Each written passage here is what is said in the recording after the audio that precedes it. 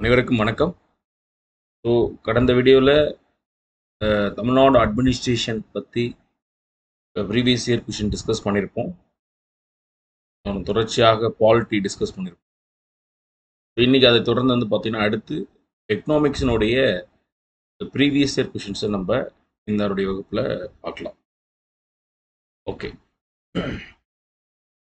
உங்களுக்கான first question, 1991ஆம் ஆண்டின் புதிய தொழில் கொள்கை இதற்கு முக்கியத்துவம் அளித்து வருகிறது அப்படின்னு சொல்றாங்க. ரைட்.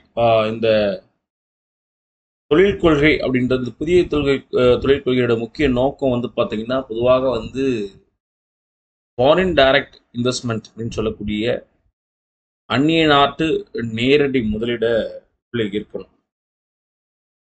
சரி, அப்போ இதற்காக பார்த்துறாங்க யாரோட தலைமையில ஒரு பாலிசியை போடுறாங்க, ஒரு மாடல் கிரியேட் பண்றாங்க. ராவ் மன்மோகன் மாடல், அதாவது நரசிம்மராவ் அவர்களுடைய அரசாங்கத்தில் திரு மன்மோகன் சிங் அவர்களுடைய அந்த ஆட்சியில் அவருடைய நிதியமைச்சர் செயல்பட்டிருப்பார். இப்போ இந்த ஃபாரின் டைரக்ட்ஸ் உள்ள கொண்டு வரணும் அப்படின்னா நம்ம இதுல இருக்கக்கூடிய பஞ்சாயத்து ராஜ் லைசன்ஸ் ராஜ் அப்படின்னு சொல்லக்கூடிய ஒரு நாடு, ஒரு அந்நிய நாடு இந்தியாவில் முதலீடு செய்வதற்கு போதுமான நெருக்கடிகள் இருக்கு இல்லையா, அந்த நெருக்கடிகள் எல்லாத்தையுமே ரிமூவ் பண்றாங்க. பொதுவாக ரெண்டு விஷயம், எஃப்டிஐன்னு சொல்லுவோம், ஃபாரின் டைரக்ட் இன்வெஸ்ட்மெண்ட். இன்னொன்று பார்த்தீங்கன்னா எஃப்ஐஐ, ஃபாரின் இன்ஸ்டிடியூஷனல் இன்வெஸ்டர்.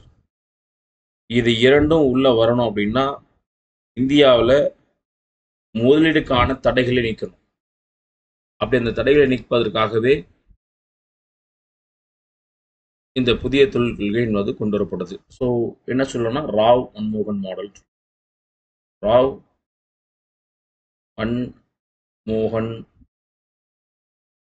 மன்மோகன் மாடல் 1991 அனௌன்ஸ் பண்ணாங்க. Prince of LPG concept. LPG அப்படின்றது liberalisation, privatisation and globalisation.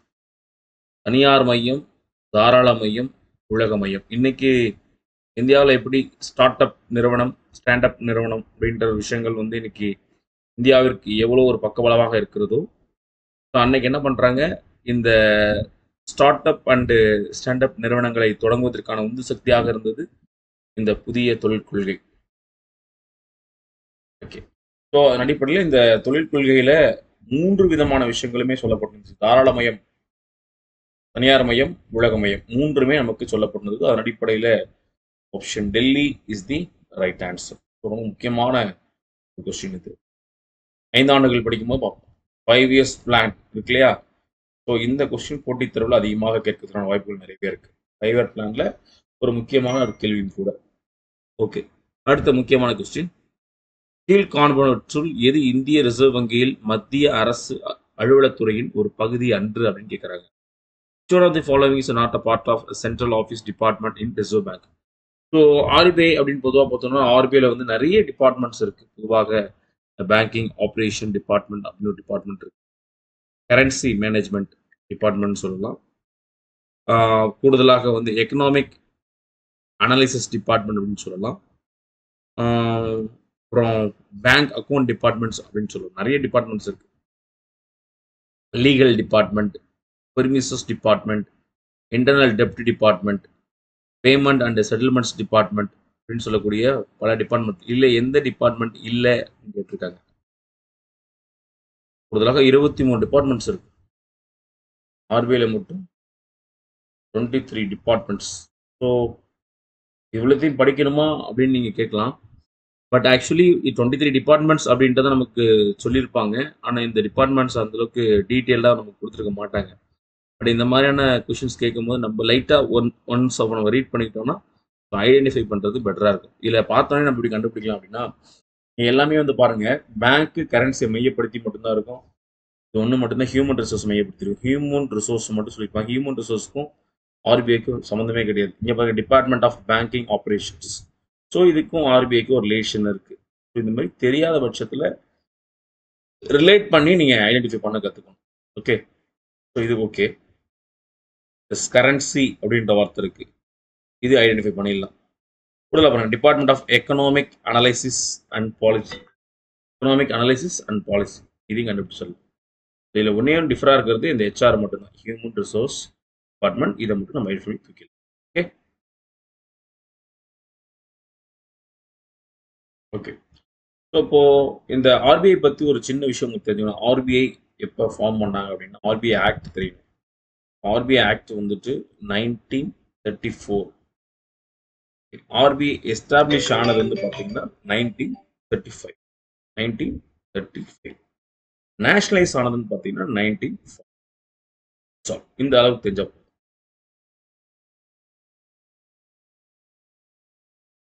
Okay, next question. இந்தியாவின் முன்னாள் பிரதமர் நேரு அவர்கள் டேஷ் ஆண்டில் திட்டக்குழுவை அமைத்தார். ரொம்ப முக்கியமான விஷயம், திட்டக்குழுவை ஃபார்ம் பண்ணது. இன்னைக்கு நமக்கு திட்டக்குழுக்கு மாற்றாக தான் நம்ம என்ன சொல்லுவாங்க, நிதி ஆயோக் அப்படின்ற அமைப்பை சொல்றாங்க. இந்த அமைப்புன்றது கிட்டத்தட்ட ஒரு 7 தூண்களை விட பிரதானமாக இந்தியாவினுடைய முக்கியமான திட்டங்களை தீட்டுவதற்காக அமைக்கப்பட்ட ஒரு அமைப்பு, நிதி ஆயோக். சரி, இதுக்கு முன்னால் இருந்த ஒரு அமைப்பு தான் பிளானிங் கமிஷன் அப்படின்னு சொல்லுவோம். பிளானிங் கமிஷன், இந்த பிளானிங் கமிஷன் செயல்படுவதற்கு முக்கியமான ஒரு அமைப்பு எதுன்னு பார்த்தீங்கன்னா என்டிசின்னு சொல்லக்கூடிய நேஷனல் டெவலப்மெண்ட் கவுன்சில். ஓகே, அப்போ பிளானிங் கமிஷன் ஏற்படுத்தப்பட்ட ஆண்டு அப்படின்னு பார்த்தீங்கன்னா 1950 மார்ச் மாதம் 15ஆம் தேதி. மார்ச் 15. ஓகே, இதன் அடிப்படையில் முதல் 5 ஆண்டு திட்டம் ஏப்ரல் மாதம் 1ஆம் தேதி 1951 1956 வரைக்கும் முதல் 5 ஆண்டு திட்டம் இந்தியாவில் பிறப்பிக்கப்பட்டது. குறைவாக 12 5ஆண்டு திட்டங்கள் இந்தியாவில் போடப்பட்டது. இந்த 15 ஆண்டு திட்டங்களில் ஒரு குறிப்பாக 3 5ஆண்டு திட்டங்கள் தோல்வியில் முடிந்தாலும் பல 5 ஆண்டு திட்டங்கள் முன்னோக்கிய பாதைகளை மட்டுமே சென்றடைந்ததுதான் முக்கியமான இதில் குறிக்கோள். இதன் அடிப்படையில் தான் இந்தியா என்பது 11வது 12ஆண்டு திட்டத்தில் வளர்ச்சி பாதையை நோக்கி போகுச்சு அப்படின்றத பல அரசியல் விமர்சனம் இருக்கு. ஓகேங்களா? ஸோ இது ரொம்ப முக்கியமான விஷயம். சரி, என்டிசி அப்படின்றது என்னன்னு பாருங்கன்னா, பொதுவாக இந்த நேஷனல் டெவலப்மெண்ட் கவுன்சில் என்பது பிளானிங் கமிஷனுக்கு ஐடியாலஜி, பிளானிங் கமிஷனுக்கு ஒரு பேக் போனாக இருந்து பிளானிங் கமிஷன் என்ன பண்ணணும், ஒரு ஒட்டுமொத்தமான டெவலப்மெண்ட்டுக்கான ஸ்கெட்ச், ஒரு டெவலப்மெண்ட்டுக்கான ப்ளூ பிரிண்ட், இது அனைத்துமே பின்னோக்கில் இருந்து பண்ணி கொடுக்குறது யாருன்னு பார்த்தீங்கன்னா என்டிசி. பட் என்ன பண்ணாங்க, 2014 அன்றைய பிரதமர் என்ன அறிவிச்சாரு, இந்தியாவில் பிளானிங் கமிஷன் என்பது நீக்கப்பட்டு நிதி ஆயோக் என்ற புதிய அமைப்பில் தொடங்கும் அப்படின்றத அறிவிச்சார். சரி, இந்த மாதிரி ஒரு ரீப்ளேஸ்மெண்ட்டை இயல்பாக பண்ண முடியுது அப்படின்னா பொதுவாக இதுக்கான போதுமான அரசியலமைப்பு அந்தஸ்து இல்லைன்னு என்பதன் பொருள். இதுலேயே ஒரு அரசியலமைப்பு அந்தஸ்தாக இருந்துச்சுன்னா இதுக்கு பொதுவாக ஒரு அமெண்ட்மெண்ட் பண்ணி இல்லை பல சீர்திருத்தங்கள்லாம் கொண்டு வந்த பிறகுதான் இதில் நம்ம திருத்த வேண்டியது இருந்திருக்கும். பட் இட் இஸ் ஒரு அன்கான்ஸ்டியூஷனல் பாடி. இது வந்து ஒரு அரசியலமைப்பு சார்ந்த அமைப்பே கிடையாது. கூடுதலாக இது ஒரு நான் ஸ்டாச்சுட்டரி பாடி அப்படின்னு சொல்லக்கூடிய ஒரு சட்டப்பூர்வ அந்தஸ்தெல்லாம் கிடையவே கிடையாது.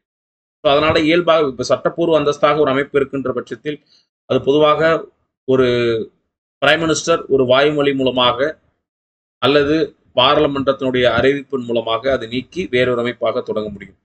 நாளைக்கு வேறொரு அரசாங்கம் வந்தாலும் என்ன பண்ணலாம், 13வது 5ஆண்டு திட்டங்கள் வந்து தொடங்குவதற்கான வாய்ப்புகள் நிறைய இருக்கு, அல்லது வேறொரு அமைப்பாக அது செயல்படுத்தலாம். ஓகே, பட் இது போதுமானது. இதில் பிளானிங் கமிஷன்ல இருந்து அல்லது 5 இயர் பிளான்ல இருந்து எப்பவுமே நமக்கு ஒரு கேள்விகள் கேட்கப்பட்டுட்டே இருக்கும். ரொம்ப முக்கியமான விஷயம். சரி, அடுத்தபடியாக முக்கியமான ஒரு கேள்வி, ரொம்ப முக்கியமான விஷயம், பின்வருவனவற்றில் சரியான சொற்றொடரை கண்டுபிடி அப்படின்னு சொல்றாங்க. எதை நோக்கினா இந்திய பொருளாதாரத்தை மையப்படுத்தி. பார்ப்போம். இந்திய பொருளாதாரம் முதலாளித்துவ பொருளாதாரத்திற்கு சிறந்த எடுத்துக்காட்டு அப்படின்னு சொல்றாங்க. முதலாளித்துவ பொருளாதாரத்துக்கு சிறந்த எடுத்துக்காட்டு அப்படின்றத நம்ம சொல்ல முடியாது. ஏனென்றால் இந்திய பொருளாதாரம் என்பது ஒரு கலப்பு பொருளாதாரம். Is a mixed economy. Is the mixed economy, கலப்பு பொருளாதாரம். ஓகேவா சார்? அப்படி கேபிட்டலிஸ்டிக் எக்கனாமியை ஃபாலோ பண்றது யாரை பார்த்தீங்கன்னா அமெரிக்கா தான், யூஎஸ்ஏ. ரெண்டே பொருளாதாரம் தான் ஆரம்பத்தில் நமக்கு இருந்திருக்கு. ஒன்று முதலாளித்துவ பொருளாதாரம், இன்னொன்று சோஷலிஸ்ட் எக்கனாமி. இப்போ கேபிட்டலிஸ்டிக் அப்படின்றது நம்ம பொதுவாக எப்படி சொல்லணும்னா பிரைவேட்னு சொல்லலாம். பிரைவேட் அப்படின்றது தனியார். இதுவே நம்ம சோஷலிஸ்ட் அப்படின்னா பப்ளிக். இப்போ கேபிட்டலிஸ்டிக் எக்கனாமில ஒரு மார்க்கெட் எக்கனாமி அப்படின்னு கூட சொல்லுவோம். மார்க்கெட் அப்படின்றது சந்தை. சந்தையினுடைய விலைகளை அனைத்தும் நிர்ணயம் பண்ணக்கூடிய பிரதான யாருன்னா முதலாளிகள். ஆடம் ஸ்மித்தினுடைய கொள்கையை பிரதானமாக தான் சொல்லியிருப்பார். லேசஸ் ஃபேர் அப்படின்னா தலையீடா கொள்கை, அல்லது எங்களை தனியாக விற்றுவிடுங்கள். அப்போ அந்த பகுதியில ஒரு பொருளினுடைய உற்பத்தி, ஒரு பொருளினுடைய விற்பனை அனைத்துமே முடிவு செய்யக்கூடியது யார் என்றால் தனியார் தான்.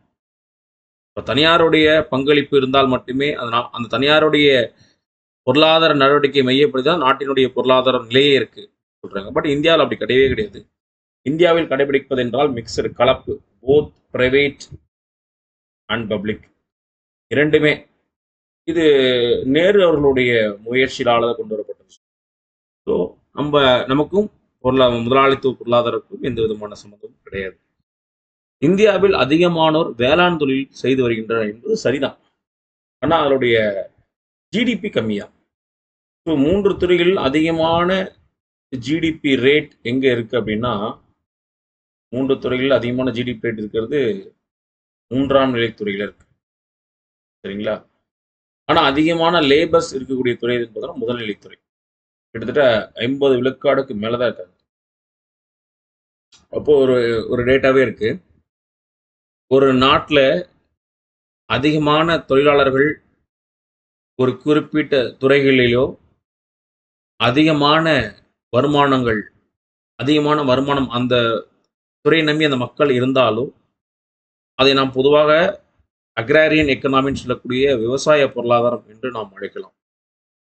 அப்போ அதன் அடிப்படையில் இந்தியாவென்றது ஆரம்ப நிலையில் கிட்டத்தட்ட 1950களில் இந்தியா என்பது விவசாயம் சார்ந்த பொருளாதார நிலையில் தான் இருந்துச்சு. 90களுக்கு அப்புறம் தான் இந்தியாவுடைய நகர்வு என்பது தொழில்துறை பொருளாதாரத்தை நோக்கி போறாங்க. அதாவது 3ஆம் நிலை பொருளாதாரத்தை நோக்கி போயிட்டு இருக்காங்க. இப்போ 2ஆம் நிலை இந்த கூற்று 2 நமக்கு சரி. ஓகே. அடுத்து 3 இந்திய பொருளாதாரம் G20 நாடுகளில் இடம்பெற்றுள்ளது அப்படின்றது கரெக்ட். சமீபத்தில் இந்தியா கூட அதற்கு தலைமை தாங்கி குஜராத் சம்திங் ஒரு பகுதியில் அந்த மாநாடு நடத்தப்பட்டது. இது நமக்கு உண்மைதான். G20ல இந்தியா என்பது உறுப்பு நாடு. ஓகே. வேலை வாய்ப்பை உருவாக்க திறனுள்ள நிலை இருக்கா அப்படின்றது இது அதுக்கு இந்திய பொருளாதாரத்துக்குள்ள ஒரு மிகப்பெரிய விஷயம். அடிக்கேட் எம்ப்ளாய்மெண்ட் ஜென்ரேஷன் அப்படின்றது இது இந்தியாவினுடைய ஸ்ட்ரென்த் கிடையாது. இது ஒரு வீக்னஸ். இது ட்ரூ கிடையாது, ஃபால்ஸ் அப்படின்னு சொல்லுது. அந்த நிலைகள் இன்ன வரைக்குமே நம்மளால தக்க வைக்க முடியல தான் இந்தியாவினுடைய பிரச்சனை. ஏன்னா இந்தியாவினுடைய மக்கள் தொகை நம்ம எடுத்துக்கிட்டோம் அப்படின்னா குறிப்பாக யங்ஸ்டருடைய எம்ப்ளாய்மெண்ட்ன்றது ரொம்ப ரொம்ப அதிகம். யங்ஸ்டருடைய எம்ப்ளாய்மெண்ட் ரேஞ்ச் அளவுக்கு இங்க நம்ம பொருளாதாரத்தினுடைய வேலைவாய்ப்பு நிலைகள் இருக்குன்னா அதுதான் நம்மளுடைய சிக்கலான நிலைகள் இருக்கு. இது அடிக்குவேட்ல இன்அடிக்குவேட் ஜென்ரேஷன் அப்படின்னு சொல்லணும். ஸோ இது நமக்கு தவறு. கூற்று 2, 3 மட்டுமே நமக்கு சரி. Option Bombay is the right answer. அடுத்தபடி ரொம்ப முக்கியமான ஒரு கேள்வி இப்பதான் நம்ம பார்த்தோம். திட்டக்குழு என்பதற்கு மாற்றாக நிதி ஆயோக் என்ற அமைப்பு ஏற்படுத்தப்பட்டது என்பது உண்மை. அது 2014 கலைக்கப்பட்டது. 2014 ஏப்ரல், அதாவது 2014 ஏப்ரல் 13ஆம் தேதி அது கலைக்கப்பட்டது. சரி, காரணம் நிதி ஆயோக் இந்திய அரசின் திட்டங்களையும் கொள்கைகளையும் கண்காணிக்கும் அறிவு மையம் அல்ல. அறிவு மையம் அல்ல அப்படின்றது இல்லையா, அறிவு மையமே. அது ஒரு அறிவு மையம்தான். ஏன்னா இந்த நிதி ஆயோக் என்ன சொல்லுவாங்க அப்படின்னா 2 வார்த்தைகளை சொல்லுவாங்க. ஒன்று திங்க் டேங்க் அப்படின்னு சொல்லுவாங்க. திங்க் டேங்க், கொள்கை யோசனை குழு அப்படின்னு சொல்லுவாங்க. இன்னொன்று அறிவு மையம் அல்லது கண்காணிக்கும் மையம் சொல்லுவாங்க. நாலேஜ் ஹப்னு சொல்லுவாங்க. நாலேஜ் ஹப் அப்படின்னு சொல்லுவாங்க. எனக்கு அல்லன்னு கொடுத்துருக்காங்க இல்லையா, இது தவறு. Option Delhi is the right answer. Okay, planning commission has been replaced by the NITI Aayog என்பது கரெக்ட். அந்த காரணம்ன்றது நமக்கு தவறாக கொடுத்துருக்காங்க, அது அறிவு மையம் தான். Delhi is the next question. Which one of the following statements are about finance commissions? இது ரொம்ப முக்கியமான கொஸ்டின். ஃபினான்ஸ் கமிஷன் என்பது என்னன்னு கேட்குறாங்க. ஆக்சுவலி ஃபினான்ஸ் கமிஷன் என்பது கான்ஸ்டியூஷனல் பாடி. நிறைய சொல்லலாம், இட் இஸ் அ கான்ஸ்டியூஷனல் பாடி. இன்னொன்று, இதுலேயே கான்ஸ்டியூஷனில் 2 வகை இருக்கு நமக்கு, ஸ்டாச்சுவரி, நான் ஸ்டாச்சுவரி. இதில் சாரி கான்ஸ்டியூஷனல், இன்னொன்று நான் கான்ஸ்டியூஷனல். இதில் கான்ஸ்டியூஷனல் பாடி, ஏன்னா ஆர்டிக்கல் 280 நமக்கு சொல்லப்பட்டிருக்கு. ரைட், இது வந்து 280 என்ன வகையில் சொல்கிறான்னு பார்த்தீங்கன்னா குவாசி ஜுடிஷியல் அப்படின்னு சொல்கிறார். பகுதி அளவு நீதி பகுதிசார் சட்டப்பூர்வ அமைப்புன்னு சொல்கிறாங்க. சட்டப்பூர்வ ஜுடிஷியல் கேரக்டருக்கு இதுக்கு கொஞ்சம் பொருந்தது அப்படின்னு சொல்லி. ஜுடிஷியல் கேரக்டர் அப்படின்றது எந்த நீதிமன்றத்தை வலியுறுத்துறாங்கன்னா சிவில் நீதிமன்றத்தை வலியுறுத்துறாங்க. ஒரு சில விசாரணைகளை மேற்கொள்ளலாம், ஒரு சில ஜுடிஷியல் ப்ரொசீடிங்ஸை பண்ணலாம். ஜுடிஷியல் ப்ரொசீடிங்னா நீதிமன்ற சார்ந்த அமைப்புகளை மேற்கொள் பண்ணலாம் சொல்றாங்க. இப்போ கொடுக்குற 4 அமைப்பு கொடுத்துருக்காங்க. சட்டப்பூர்வற்ற அமைப்புன்னு சொல்ல முடியாது, ஏன்னா கான்ஸ்டியூஷன்ல இருக்கு 280. பாசி ஜுடிஷியல் என்பது உறுதி, முற்றிலும் சட்டப்பூர்வ அமைப்பு போகும் அப்படின்லாம் சொல்ல முடியாது. Option 2 is right answer. Okay okay okay GST. GST கேட்பாங்க. ஜிஎஸ்டி கவுன்சில் அப்படின்றது கான்ஸ்டியூஷன் பாடியான்னு கேட்பாங்க. Yes, GST council is a constitutional body. ஏன்னா ஆர்டிகல் 279A அப்படின்ற பிரிவு கீழே நமக்கு வருது. ரொம்ப முக்கியமான விஷயம். ஜிஎஸ்டி கவுன்சில் ஆர்டிகல் 279 சப்கிளாஸ் 1 அல்லது 279A அப்படின்னு. ஓகே, ஸோ ஜூலை 1, 2017 ஜிஎஸ்டி ஆனது நடைமுறைப்படுத்தப்பட்டது. ஸோ பொதுவாக வந்து ஜிஎஸ்டியில் ஒரு 3 டைப் இருக்கு. சிஜிஎஸ்டி, எஸ்ஜிஎஸ்டி அண்ட் ஐஜிஎஸ்டின்னு சொல்லுவாங்க. சிஜிஎஸ்டி அப்படின்றது சென்ட்ரல் குட்ஸ் அண்ட் சர்வீஸ் அப்படின்னு சொல்லுவாங்க. எஸ்ஜிஎஸ்டி அப்படின்றது ஸ்டேட் குட்ஸ் அண்ட் சர்வீஸ்ன்னு சொல்லுவாங்க. ஐஜிஎஸ்டி அப்படின்றது இன்டகிரேட்டட் குட்ஸ் அண்ட் சர்வீஸ், அதாவது interstate goods and service. July மாதம் 1ஆம் தேதி 2017 நடைமுறைப்படுத்தும். இந்தியாவினுடைய மிகப்பெரிய ஒரு வரி கலெக்ட் பண்ணக்கூடிய ஒரு முறை அப்படின்னு பார்த்தீங்கன்னா குட்ஸ் அண்ட் சர்வீஸ். ஸோ இந்த மாடல் நம்ம எங்கேருந்து எடுத்தோம்னு பார்த்தீங்கன்னா ஃப்ரான்ஸ்லேருந்து நம்ம என்ன பண்ணிருக்கோம், மாடல் நம்ம யூஸ் பண்ணிருக்கோம்.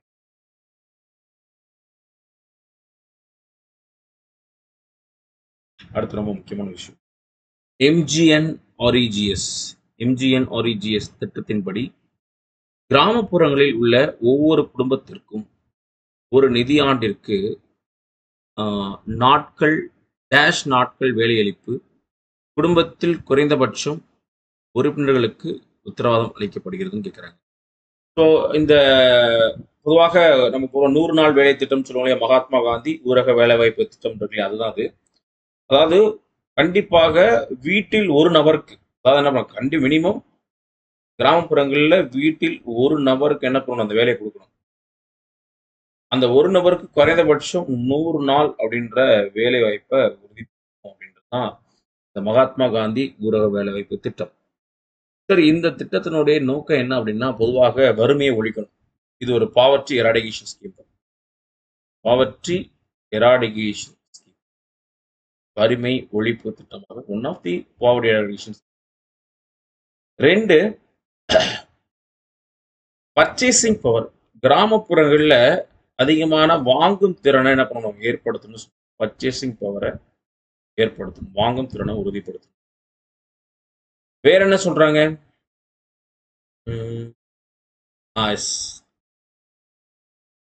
எம்ப்ளாய்மெண்ட் ரேட்டை இன்க்ரீஸ் பண்ணணும், அதாவது கூடுதலாக அன்எம்ப்ளாய்மெண்ட்டை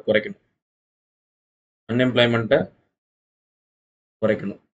கரெக்டாக சொன்னோம்னா கோவிட் டைம்ல இந்த ஸ்கீம் பிரதானமான மக்களுக்கு பயனுள்ள வகையில் இருந்துச்சு அப்படின்னு சொல்லிட்டு பல அமைப்புகளால பாராட்டு பெற்ற ஒரு திட்டம் தான் இந்த மகாத்மா காந்தி ஊரக வேலைவாய்ப்பு திட்டம். ஐக்கிய நாடுகள் அவையாலே பாராட்டு பெற்ற ஒரு திட்டம் தான் இந்த மகாத்மா காந்தி ஊரக வேலைவாய்ப்பு. சரிங்களா? அவ்வளவு முக்கிய நோக்கம்னு கேட்டா, வறுமை ஒழிப்பு. கிராமப்புறங்களில் வறுமை ஒழிக்கணும். கூடுதலாக கிராமப்புற மக்களிடையே அதிகமான பணப்புழக்கம் இருக்கணும். 3 அன்எம்ப்ளாய்மென்ட் ரேட்ன்னு சொல்லக்கூடிய கிராமப்புறங்களில் இந்த வேலையின்மை அப்படின்றது நீக்கணும். அதான் நோக்கம். நெக்ஸ்ட். எஸ். 7வது ஐந்தாண்டு திட்டம். 7வது ஐந்தாண்டு திட்டத்தில் எதில் சிறப்பு கவனம் செலுத்தப்பட்டது? கேட்டுட்டே இருப்பாங்க எப்பவுமே. உணவு, வேலை, உற்பத்தி ரொம்ப முக்கியம். அப்போ அனைத்து பகுதிகளுக்கும் இந்த உணவு என்பது அடிப்படையாக ஃபிக்ஸ் பண்றாங்க.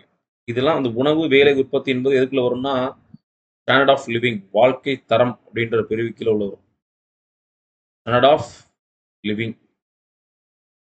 அனைவருக்குமான குறைந்தபட்ச உணவு, அனைவருக்குமான வேலை வாய்ப்பு, உணவுக்கு வேலை அல்லது வேலைக்கு உணவு, உற்பத்தி திறன். கிராமப்புறங்கள்லேருந்து என்ன பண்ணணும்? அந்த உற்பத்தி திறனை நம்ம மேம்படுத்தணும் அப்படின்ற நோக்கத்திற்காக இது உயர்த்தப்பட்டது. ரொம்ப முக்கியமான விஷயம். 7வது ஐந்தாண்டு திட்டத்தை பொறுத்த வரைக்கும் ஒரு சிறப்பு கவனம் என்பது செலுத்தப்பட்டதுல கூடுதலாக பார்த்தீங்கன்னா எந்தெந்த துறைகள் பார்த்தீங்கன்னா உணவு, வேலை மற்றும் உற்பத்தி திறன்ல நமக்கு. சரிங்களா? ஸோ ரொம்ப முக்கியமான விஷயம். 5ஆண்டு திட்டங்களை நம்ம ஒரு சின்ன ஷார்ட்கட்ஸாவே நம்ம என்ன பண்ணலாம்? டீட்டெயிலாக நம்ம பார்க்கலாம்.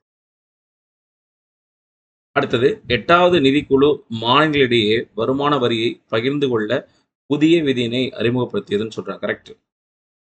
இதுல வந்து நமக்கு எது கரெக்ட் ஆன்சர் அப்படின்னு நம்ம கேட்குறாங்க. ஒரு புதிய ஃபார்முலாஸ் டிசைன். பொதுவாக நிதி ஆணையத்தினுடைய வேலை என்னன்னா ஃபிஸ்கல் ரிலேஷன்ஷிப்னு சொல்லுவாங்க. ஃபிஸ்கல் அப்படின்றது ஃபினான்சியல் ரிலேஷன்ஷிப்.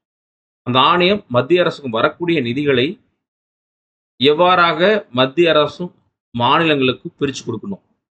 இப்போ இதுக்கு எல்லாமே ஃபார்முலாஸ் இருக்கு இல்லையா? இப்போ எங்கெந்த நிதிகள் வருதோ, எந்தெந்த பகுதிகள் பின்தங்கி இருக்கு, இப்போ எந்தெந்த மாநிலங்களுக்கு மக்கள் தொகை இருக்கு, அதெல்லாம் மையப்படுத்தி நல்ல இண்டிகேட்டர்ஸ்லாம் ஃபாலோ பண்ணுவாங்க. அந்த குறியீடின் மைய பொறுத்து எந்த நிதிகளை யாரிடம் அதிகமாக பரிந்துரைக்கலாம் அப்படின்றது நிதி ஆணையம் முடிவு பண்ணுவாங்க. இது எவ்வளவு கொடுக்கணும்னு சொல்லிட்டு ஒரு ஃபார்முலா ஃபாலோ பண்ணாதான் இந்த 8வது ஃபினான்ஸ் கமிஷன். அதன் அடிப்படையில் 10% வருமான வரி வசூலிக்கும் அடிப்படையிலும், அதான் நல்லா பாருங்க, 10% distributed on the basis of collection of income tax. Okay, 90% distributed on the basis of population as under per capita income. Very good. அது என்ன சொல்றாங்க? 10% வந்து இன்கம் டேக்ஸை மையப்படுத்துறாங்க. 90% என்ன பண்றாங்க அப்படின்னு பார்த்தீங்கன்னா பாப்புலேஷனும் தனிநபர் வருமானத்தை மையப்படுத்தி அந்த வரக்கூடிய வருமான வரிகளை டிஸ்ட்ரிபியூட் பண்றாங்க. அப்போ 10% from the tax, 90% of population and per capital income. So இருக்கக்கூடிய 2 ஃபார்முலாஸே நமக்கு கரெக்டு தான். ஓகே. ஸோ இன்னைக்கு இந்த வீடியோவில் நம்ம எக்கனாமிக்ஸினுடைய முந்தைய வினாத்தாள்களோட நம்ம ரெகுலராக பார்த்துட்டு இருக்கோம். ஸோ கூடுதலாக வரக்கூடிய அடுத்த ஹிஸ்ட்ரி, ஐஎன் போன்ற பல சப்ஜெக்ட்ஸ்க்கு நம்ம ரெகுலரான எம்சிக்யூஸ் பார்க்க தான் போகிறோம். ஸோ தொடர்ச்சியாக வீடியோ பார்த்துட்டே இருங்க. கூடுதலாக ஒரு முக்கிய தகவல் என்னென்னா, வரக்கூடிய ஜேடியூ எக்ஸாமுக்கான அட்மிஷன்ஸ் நம்மளுடைய எஸ்ஆர் இன்ஜினியரிங் கிளாஸஸில் போயிட்டுருக்கு. ஸோ தொடர்ந்து வீடியோ பாருங்கள். ஏதேனும் சந்தேகங்கள் இருந்துச்சுன்னா உங்களுக்கு கீழே இருக்கக்கூடிய இந்த காண்டாக்ட் நம்பர் கால் பண்ணி உங்கள் தகவலை கேட்டு பாருங்க. ஓகே, நன்றி, வணக்கம்.